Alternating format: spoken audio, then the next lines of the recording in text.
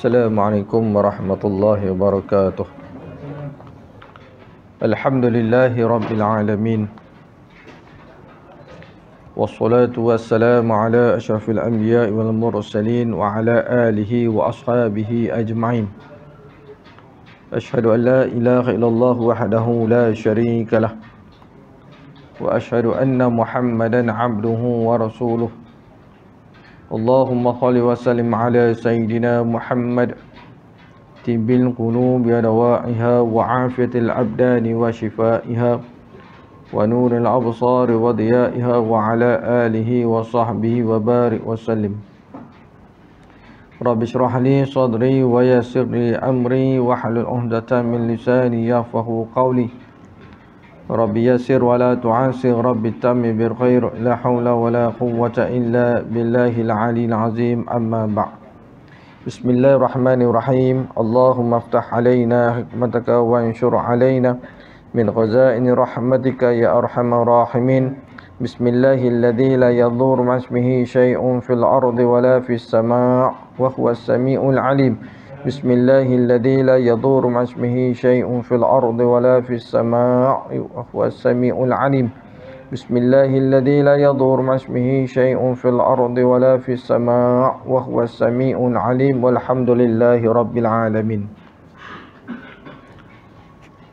Yang saya hormati pengurusi serta barisan ahli jawatan kuasa surau, yang saya muliakan dan saya kasihi Tuan Imam, Tuan Bilal, Siap, Haji-haji, Hajah-hajah, ibu-ibu, ayah-ayah, tuan-tuan, perempuan, muslimin, muslimat yang dirahmati oleh Allah Subhanahu wa taala. Pertamanya saya doakan hadirnya pada malam ini diberikan kerahmatan oleh Allah Subhanahu wa taala. Saya doakan hadirnya pada malam ini diberikan kasih sayang oleh Allah Subhanahu wa taala. Saya doakan hadirnya pada malam ini diberikan kesihatan tubuh badan oleh Allah Subhanahu wa taala. Dan saya terus doakan hadirnya pada malam ini diberikan ganjaran syurga oleh Allah Subhanahu wa taala. Amin amin ya rabbal alamin. Alhamdulillah summa alhamdulillah, syukurnya kita kepada Allah Subhanahu wa taala kerana masih lagi diberikan keizinan, masih lagi diberikan peluang oleh Allah Subhanahu wa taala untuk kita sama-sama berada dalam rumah Allah Subhanahu wa taala. Dan kita bersyukur kepada Allah Subhanahu wa taala, Allah masih lagi memanjangkan usia kita sehingga mari kita dapat lagi dan berpeluang dapat berkumpul dalam taman-taman syurga Allah Subhanahu wa taala. Kita hadir sebagai hamba Allah Subhanahu wa taala, alhamdulillah dapat solat maghrib secara berjemaah. Dan seterusnya kita duduk sebentar sebelum mana masuknya fardu insya. Maka kita duduk sebentar dalam taman-taman syurga, dalam majlis ilmu. Moga-moganya adanya manfaatnya, moga-moganya ada faedahnya.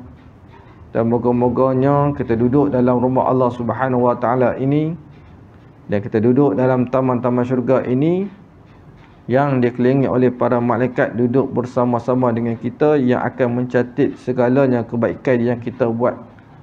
Moga-moga itulah bekalan yang kita akan bawa untuk menghadap daripada Allah Subhanahu wa taala, insya-Allah.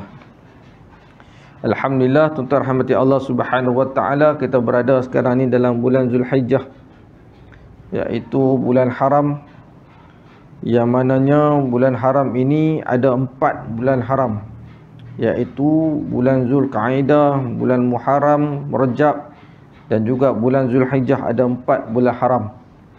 Maka sekarang hari ini tuan-tuan, kita duduk dalam bulan Zulhijjah dan malam ini merupakan 3 Zulhijjah.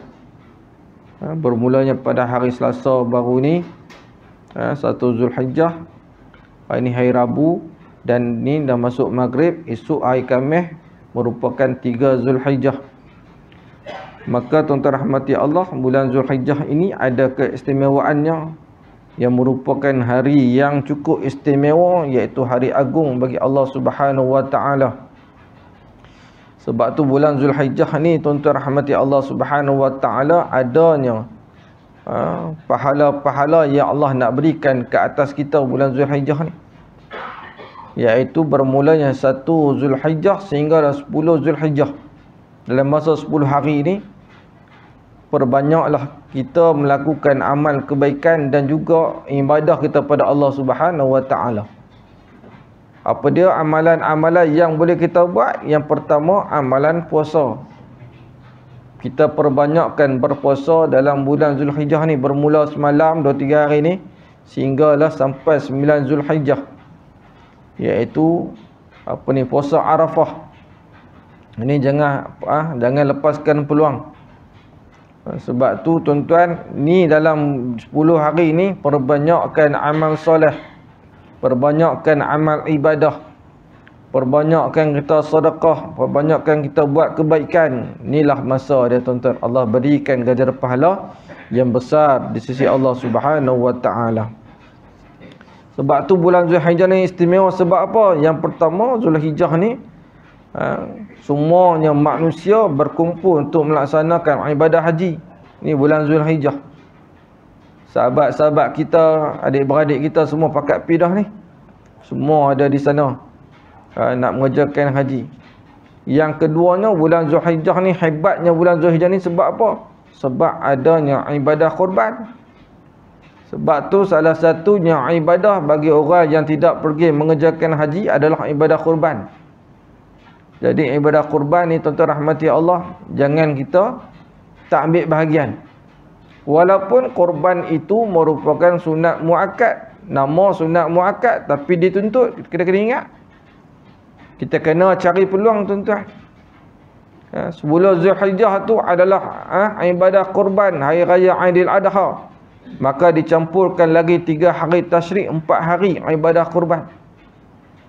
Bermulanya pada hari Khamis, Jumaat, Sabtu dan Ahad. Tu 4 hari masa untuk kita berkorban.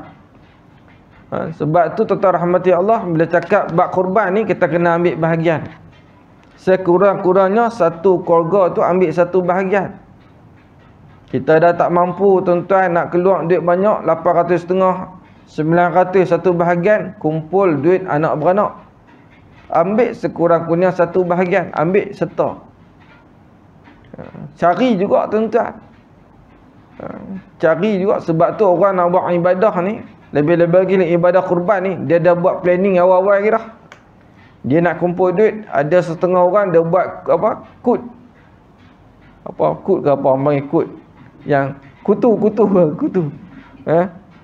bayar sikit-sikit tuan-tuan, bagi cukup elok-elok sampai bulan Zulhijjah, dia siap dah duit RM800 untuk buat ibadah kurban.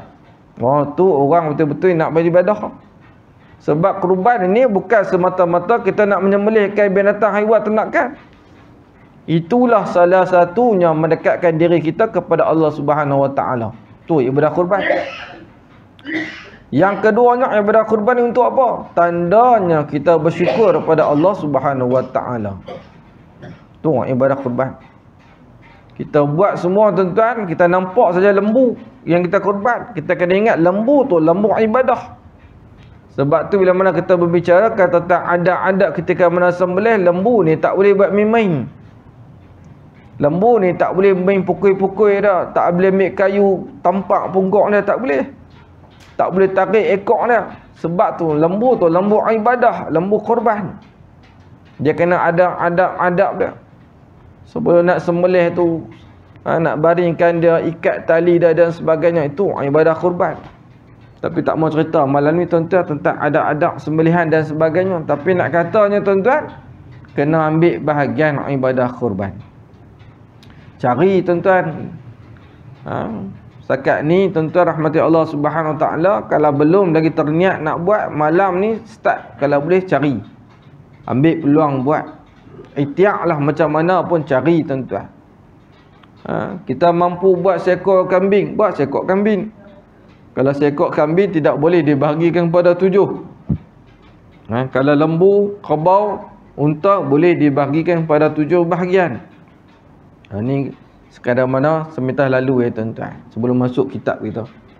Tapi tuan-tuan ambil peluang. Kurban tahun ni, carilah peluang tuan-tuan, kita laksanakan ibadah kurban. Orang yang melaksanakan ibadah kurban, dia ambil bahagian kurban, maka dia pergi menyaksikan lembu yang dikorbankan. Itu sunat. Dia menyaksikan darah yang mengalir daripada lembu tersebut, dia menyaksikan sambil berdoa. Kerana darah lembu itu merupakan mengalirnya dosa-dosa orang yang melakukan kurban. Kita kena niat. Sebab tu orang yang melaksanakan kurban tu sunat dia kena pergi pegang lembu dia. Dia kena tengok lembu dia. Jangan kita main pah-pah wakil-wakil kita tinggal macam tu lah. Tak boleh. Sebab tu ibadah kurban. Sebab tu lembu kurban binatang ternakan ini, daripada tanduknya, kulitnya, seluruh tubuh badannya semua akan datang bertemu orang yang ambil kurban di padang mahsyar esok. Di akhirat esok ni lah tunggangan dia, tuan-tuan. Sebab tu kurban ni tak boleh kurban yang cacat. Lembu kurban ni tak boleh kurban yang terlalu kurus. Mesti dalam keadaan lembu yang sihat, lembu yang sempurna. Sebab dia yang akan datang bertemu dengan kita, tuan-tuan. Sebab tu kita dah pilih dekat ladang, lembu ni dah cantik dah. Dia sampai-sampai, tuan-tuan, turun belah lori, patah kaki terjun. Terjun belah lori, patah kaki lembu. Tukar balik, tuan-tuan, tak boleh buat kurban. Sebab dia telah menjadi binatang yang cacat. Cacat tak boleh buat. Sebab tu kita pergi ladang, pilih ni lembu yang betul-betul sempurna, kena dengan bajet duit kita. Lah ni sekok mu dah 6,000 lebih, 6,000, tuan-tuan.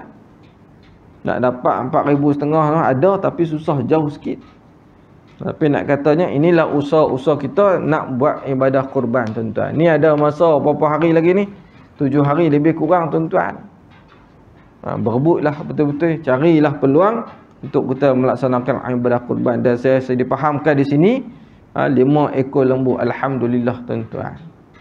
Saya ucapkan tahniah. Yang mana masuk ibadah kurban, kok lah sampai dekat sud tambah lagi 5 ekor. Allahu a'lam, insya-Allah, tuan-tuan. Pakat-pakat doa. Jadi semua dapat merasa daging kurban.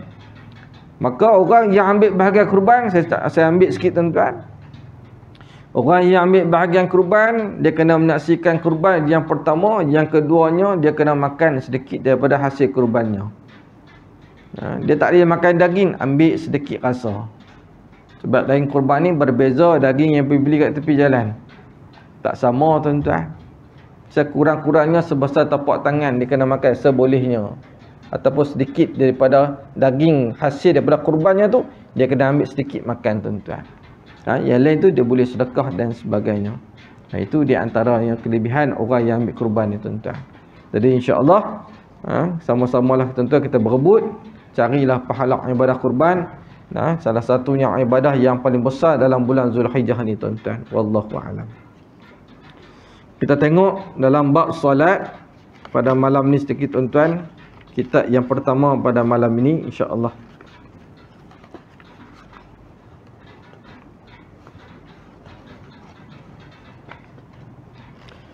Iaitu bila mana kita telah berbincang, iaitu ketika mana hendak memulakan solat. Kita telah berbincang pada bulan lepas, iaitu tentang bagaimana sebelum kita nak mulakan solat perlu ambil wuduk dengan sempurna. Kita dah bincang habis dah pasal bab wuduk. Yang keduanya iaitu berdiri dengan tetap sambil memastikan jari-jari kaki lurus menghadap ke arah kiblat. Iaitu bagi orang yang sempurna, orang yang sihat, dia kena berdiri tegak, tuan-tuan. Maksud dia tegak ni bagaimana? Dia berjalan, dia kena berhenti dahulu, berdiri tegak dulu. Istighfar dahulu. Baca Qul a'udzu binnas, selesai Qul binnas baru dia baca niat, baru dia angkat takbir. Maka jari kakinya mengarah ke arah kiblat. Kita berdiri, tuan-tuan. Ni kaki kita mesti ke arah kiblat, jari ni mesti ke arah kiblat. Sebab tu dalam mana ibadah solat ni, seluruh anggota badan kita ni mesti ke arah kiblat. Jari jemari kita mesti ke arah kiblat. Dia tak boleh kona macam ni. Dia mesti ke arah macam ni, ke depan semua. Kalau kata tak boleh dah ustaz, dah kerah dah pada dulu duduk macam ni, nak berbetul tak boleh dah. Tak usah berbetul dah. Tak lagi berbetul, krem kat betul pula lagi susah. Maka buatlah sekadar mana yang kita mampu. Tapi kalau boleh kita adjustlah jari jemari kaki kita ni semua ke arah kiblat. Maka bila mana kita berdiri itu, kita membuka sedikit jarakkan kaki kita ni sekurang-kurangnya 1 jengkal. Dan juga dia berdasarkan kepada tubuh badan seseorang. Maka dia jangan buka terlalu luas. Maka dia buka sekadar mana 1 jengkal tangan dia ataupun sama dengan paras bau dia. Baru dia boleh imbang. Bagi mana ibu-ibu, orang perempuan, maka dia kena rapatkan kaki. Dia tak boleh buka, dia kena rapatkan kaki. Tetap juga jari jemari kaki mengarah ke arah depan. Sebab tu Allah jadikan sifat orang perempuan ni sifat pemalu. Bila mana pemalu dalam solat ni, semua ni kena rapat, ketiak kena rapat, angkat takbir kena rapat, rokok kena rapat, sujud kena rapat. Tu Allah jadikan sifat orang perempuan. Tapi bila mana tuan-tuan Allah jadikan sifat orang perempuan pemalu, tapi ada juga yang tak malu. Tapi sampai dalam semayang pun Allah suruh rapatkan tangan bila mana kita solat bagi orang perempuan. Maka berdirilah tegak mengarah ke arah kiblat. Kita kena yakin arah kiblat kita ke mana. Kiblat kita ke arah sana, semua ikut ke arah sana. Jangan pula seorang kata pergi kanan, pergi kiri, tak boleh. Satu je arah kiblat kita, tuan-tuan.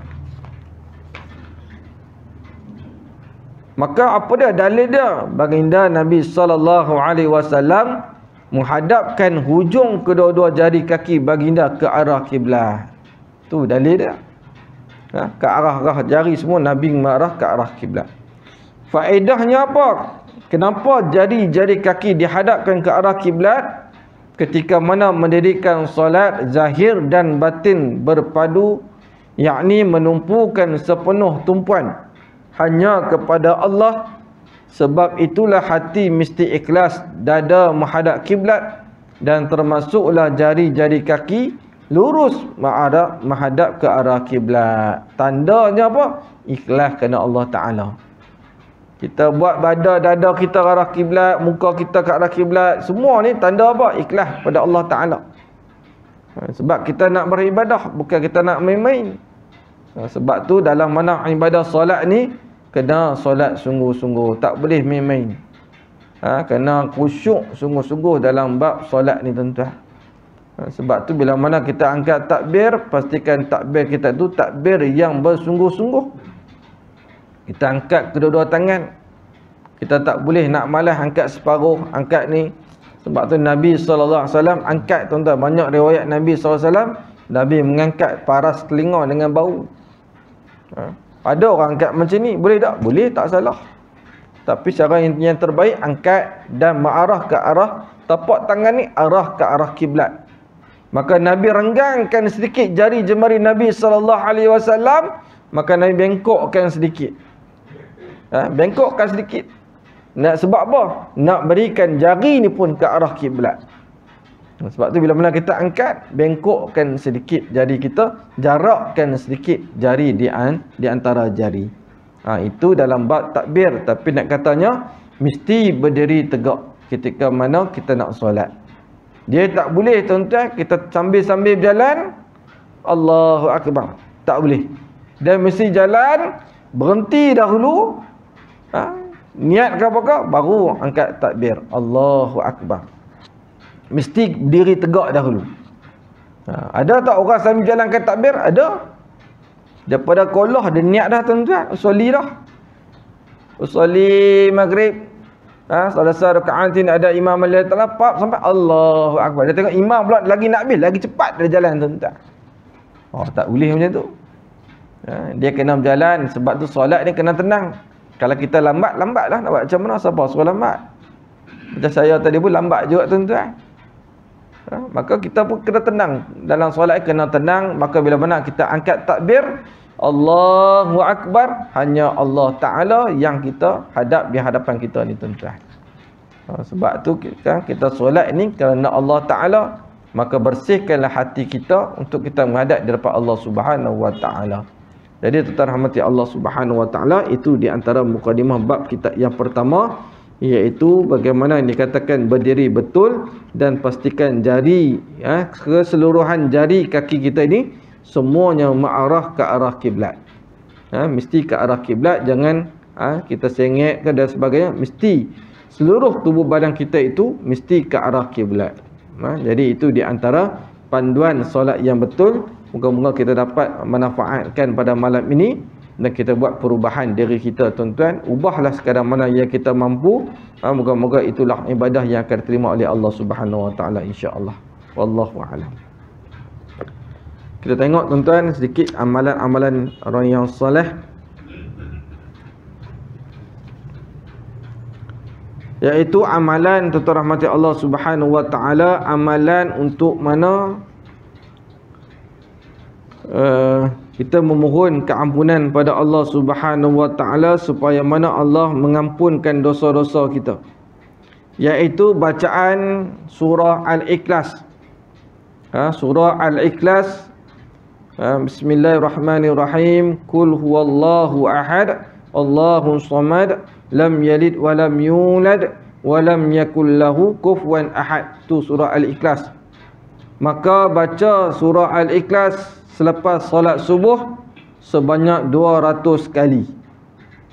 200 kali. Banyak dah ustaz, banyak. Banyak tuan-tuan 200 kali, tapi kalau mana kita baca sekadar mana cepat, insya-Allah. Maka berdasarkan hadis daripada Anas, daripada Rasulullah sallallahu alaihi wasallam bersabdanya, sesiapa yang membaca setiap hari sebanyak 200 kali Qul huwallahu ahad, maka dihapuskan baginya dosa, yakni dosa kecil 50 tahun. Allah ampunkan dosa. Melainkan dia mempunyai hutang. Kalau ada hutang tuan-tuan, Allah tak ampunkan dosa dia. Dia ada hutang, kena bayar, jangan tak bayar hutang. Kita hutang dengan kawan, kita hutang dengan adik-beradik kita, kita kena bayar. Sebab tu dalam bab hutang ni kita tak boleh tangguh hutang. Kita kena selesaikan hutang kita dengan segera. Jangan kita berhutang, kerana mana kalau kita meninggal dunia, hutang itu kita masih tertangguh, tidak dibayar, maka kita kena ingat kita terumbang ambing. Maka hutang ni kalau mana kita meninggal dunia, pastikan anak kita, isteri kita, waris kita ni tahu kita berhutang, minta mereka jelaskan dengan segera. Anak-anak tolong jelaskan dengan segera hutang ayah, hutang mak. Kalau mana mak dan ayah dah meninggal dunia, jangan kita biarkan mereka begitu saja. Ni yang kita kena ingat tuan-tuan. Maka amalkan bacaan surah Al-Ikhlas sebanyak 200 kali selepas solat subuh. Selepas solat subuh baca 200 kali surah Al-Ikhlas, maka kata Nabi SAW, Allah Subhanahu Wa Taala akan mengampunkan dosa-dosa kecilnya 50 tahun. Melainkan dia berhutang. Ini terhormati Allah Subhanahu Wa Taala.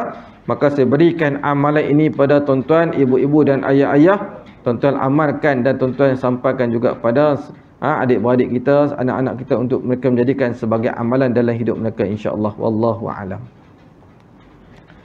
Tuan-tuan rahmati Allah Subhanahu Wa Taala, kita sambung dalam kitab kita, kitab Nota Ajar Seorang Mukmin.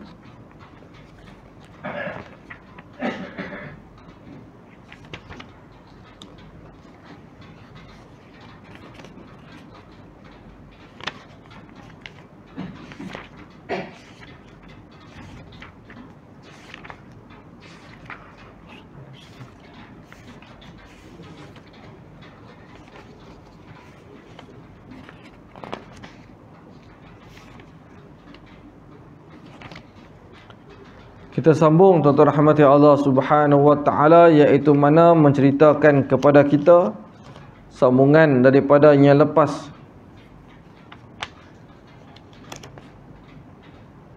iaitu 4 golongan manusia yang menghadapi kematian.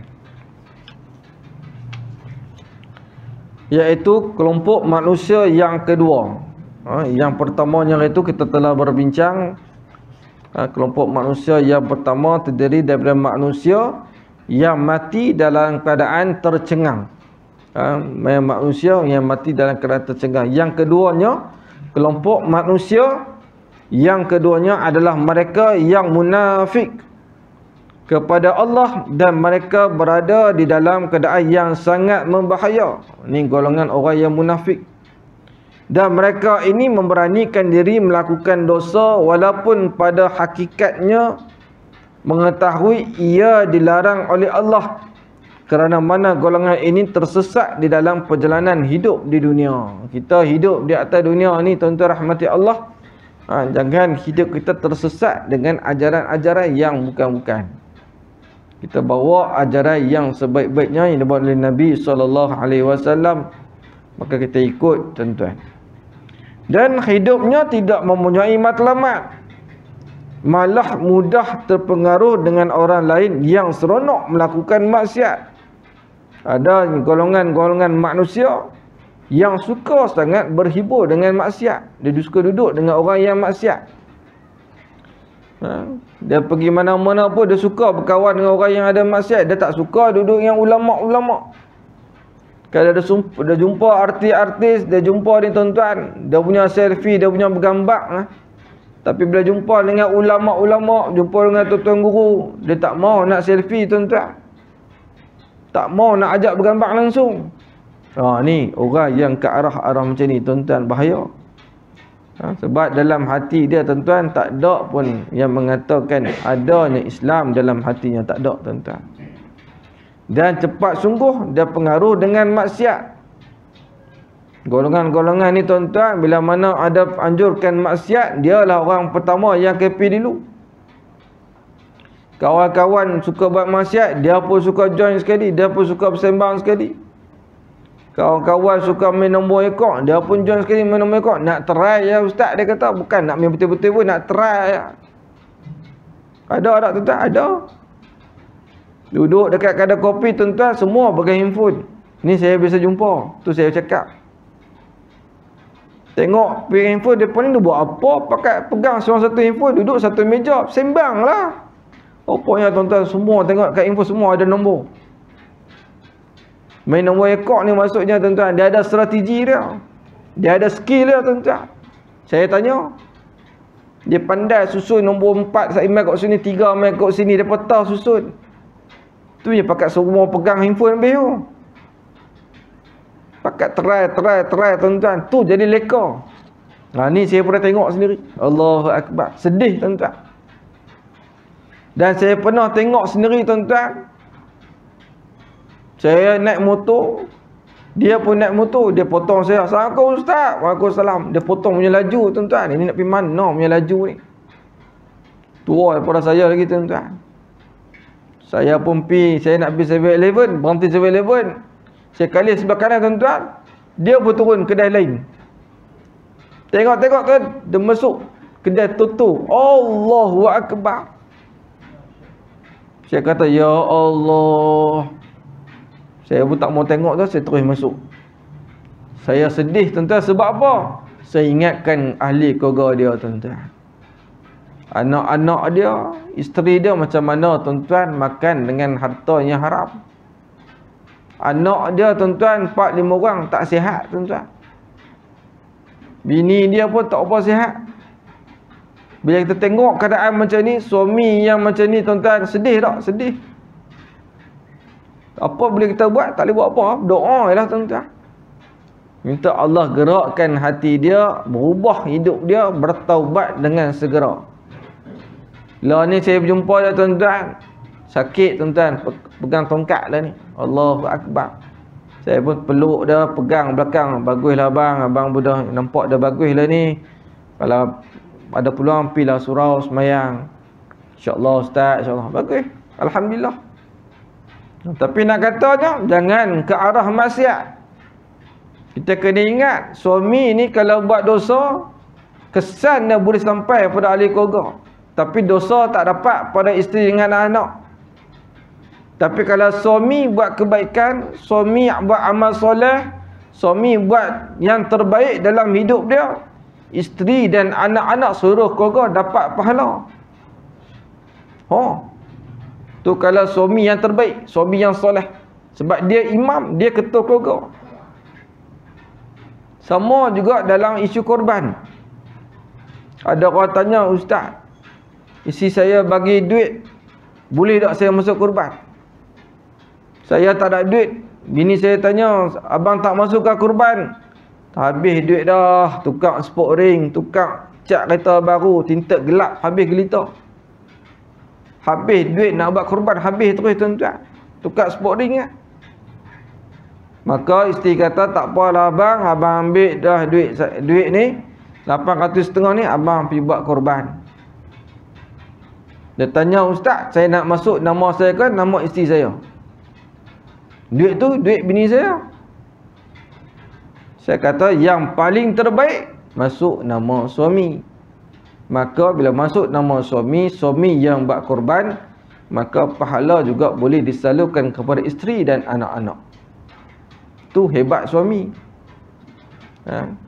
Begitu juga dengan korban. Jangan letak nama arwah. Letak nama arwah. Bahagian pertama, Allah yarham sekian-sekian. Nombor 2, ayat Allah yarhamah sekian-sekian. Macam mana nak pergi akad Allah yarham ni? Maka jangan masuk nama arwah. Bahagian tu jangan masuk nama arwah. Maka letak nama anak. Maka anak niat korban. Nak sembelih kurban, niat, "Ya Allah, jadikan pahala ini, ya Allah, pahala kurban aku kepada mak dan ayahku." Sampai kepada mereka, sampai tuan-tuan. Jadi jangan letak nama arwah. Arwah tak boleh nak bangun tuan-tuan, pergi akad macam mana nak pergi angkat pegang lembu. Ni kita kena faham. Sebab tu dalam bab korban ni tuan-tuan, banyak ilmu tentang korban ni. Sebab tu kita kena mengaji tuan-tuan.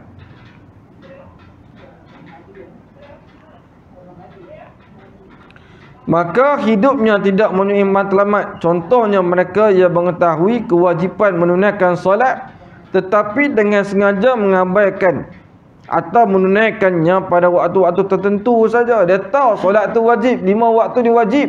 Tak boleh pergi mana, nak jadi apa jadilah, 5 waktu dia kena buat.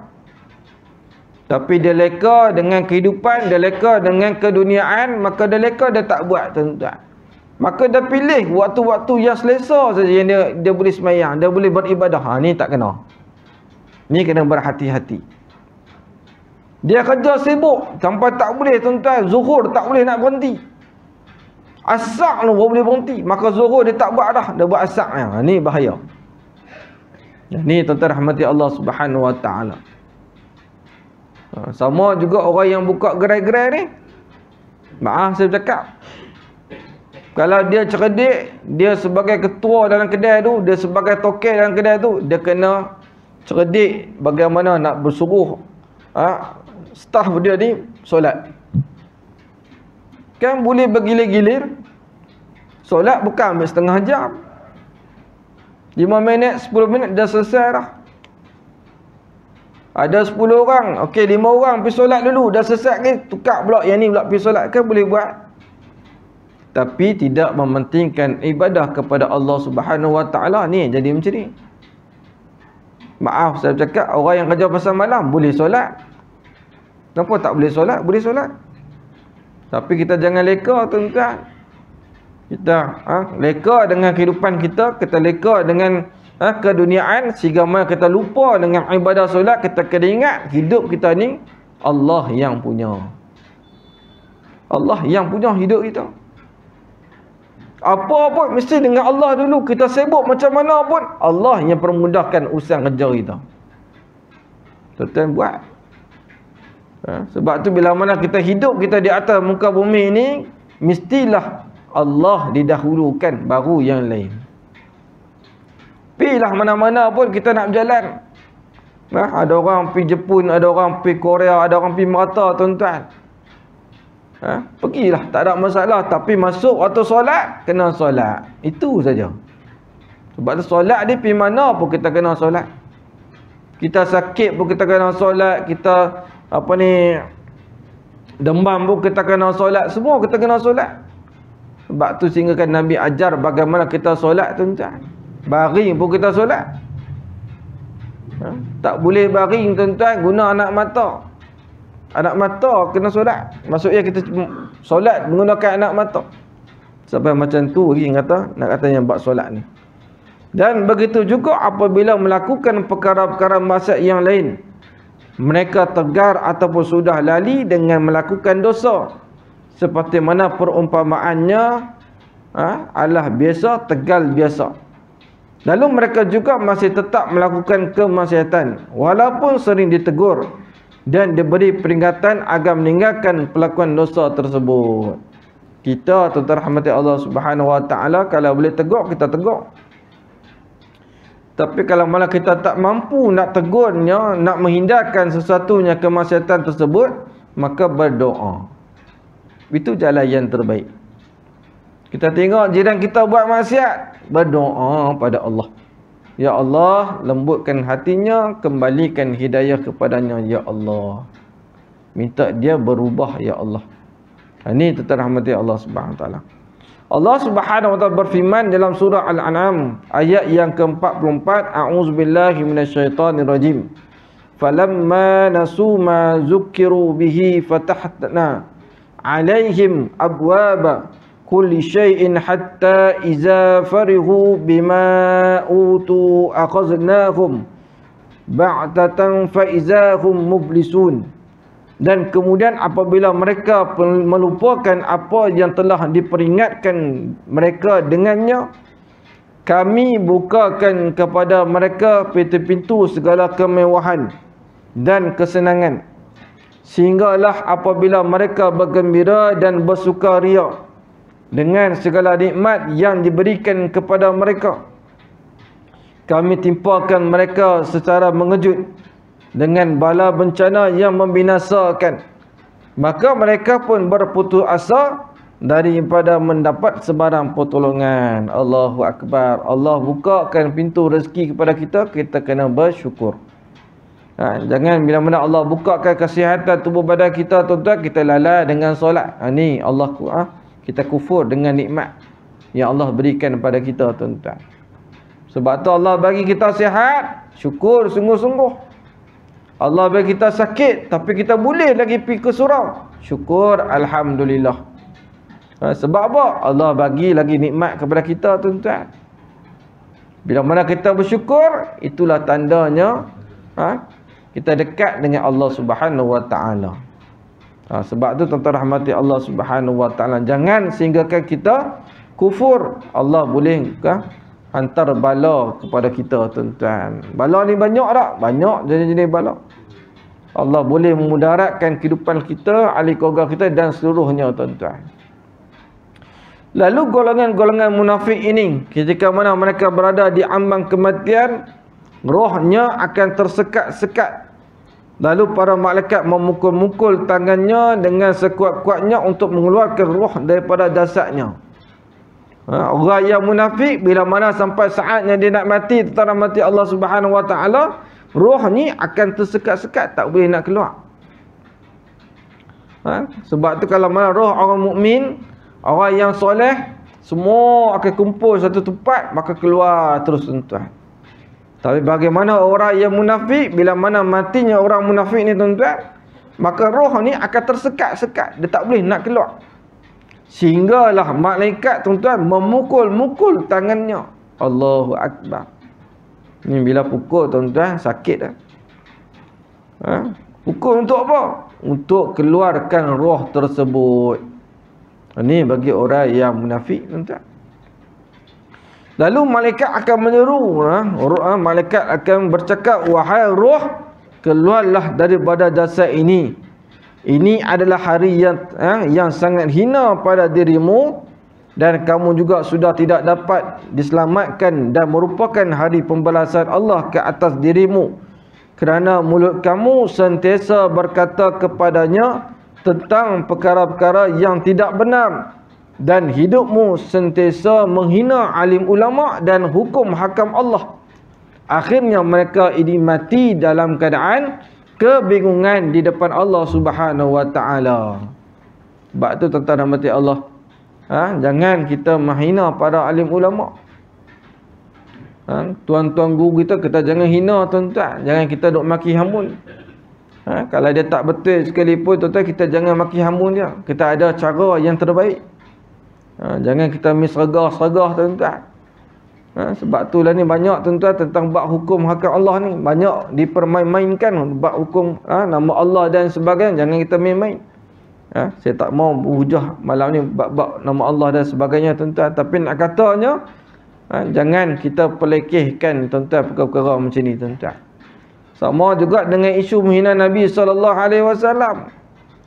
Orang hina Nabi kita, kita jangan duduk diam. Sebab tu Nabi kita tuan-tuan. Sebab benda-benda macam ni tuan-tuan, nak tengok kita ni nak berjihad tuan-tuan, jihad lebih-lebih kita tak boleh. Maka jihad kita menegakkan nama Allah Subhanahu Wa Taala tuan-tuan. Maka bila mana berlaku macam ni, orang macam ni tuan-tuan, maka mati dia tuan-tuan dalam keadaan kebingungan. Dia bingung, dia tak tahu dia mati ke tak mati ni. Dia tak percaya yang dia dah mati. Tu kebingungan, bingung. Bila mana esok depan Allah esok lagi teruk tuan-tuan. Sebab tu malaikat menyeru, wahai roh, keluarlah engkau daripada jasad ni. Kalau orang beriman, orang soleh, wahai roh, keluarlah engkau dengan jasad ini dengan penuh lemah lembut. Malaikat cakap bagi orang yang beriman nak mati ni, cakap dengan penuh lemah lembut. Berbeza bagi orang yang munafik ni tuan-tuan. Sekali mana getakan suara dia, suara malaikat, Allah mendebarkan, menghancurkan diri dia. Ini terhormati Allah Subhanahu Wa Taala. Dia akan mati dalam keadaan kebingungan. Dia pun tak tahu dia mati. Dan dia akan kata, mana apa nak bawa aku pi ni. Dia pun tak tahu kata dia mati. Ni bagi orang yang banyak dosa kepada Allah Subhanahu Wa Taala tuan-tuan. Tapi tuan-tuan, ibu-ibu, ayah yang datang rumah Allah pada malam ni ke kuliah ni, insya-Allah semua orang yang beriman mati dalam keadaan husnul khatimah, mati dalam keadaan yang baik-baik tuan-tuan, insya-Allah. Amin amin rabbal alamin.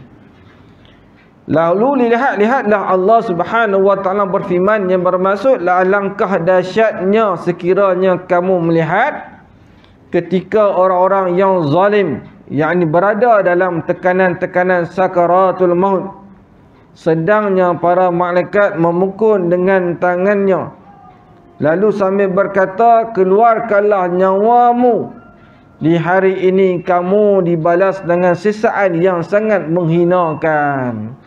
Allahu Akbar tuan-tuan.